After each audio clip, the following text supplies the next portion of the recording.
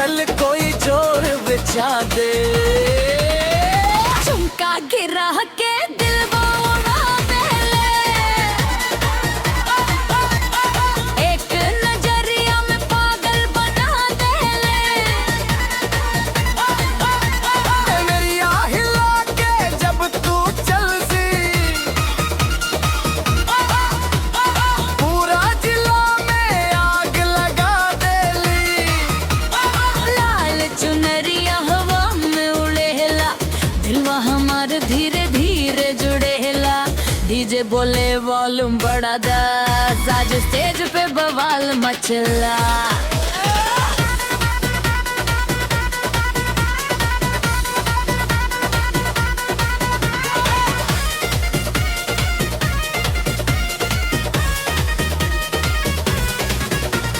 लाल साड़ी में लाग सफायर देख के बड़े मेरे दिल दिजाव है। रोड़े हवा के साथ सीन हो जाए हायर अब। नैनवा तो हर फुल शराबी, दिलवा हो गई नवाबी। स्टेज पे पवन मेरी बोर, बाकी सब लगे खराबी। क्या बन के डिस्को लाइट री, तू लाग से प्योरे डायनामाइट री। तीज बोरे पे बहादी दास, सब नाचे हो नाइट को करात। झुमका गिरा के दिलवा उड़ा दे ले,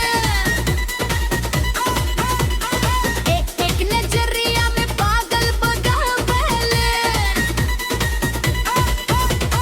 हाई हिल में जब तू आवसाबत दिलवा में सपाक जगा जावस। डीजे बीट पे से तप मिलावस, पूरा क्राउड के नाचावस। फोनवा पे फोटो बरबादा, और स्टाइल पे सब घायल पायात।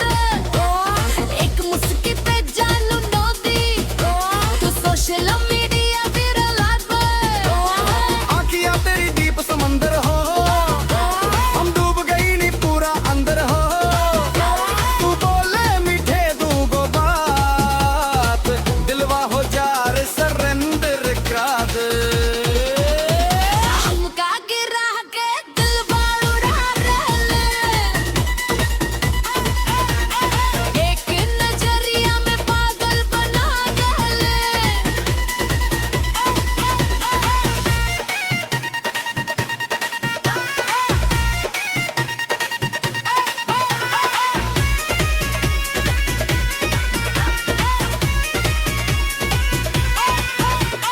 तोहरे बिना मुंह ना लागेला, दिलवा हरमदम तोके मांगे। जब तू पासे आके हंसे सांस भी स्वीट हो जाला। स्टाइल तो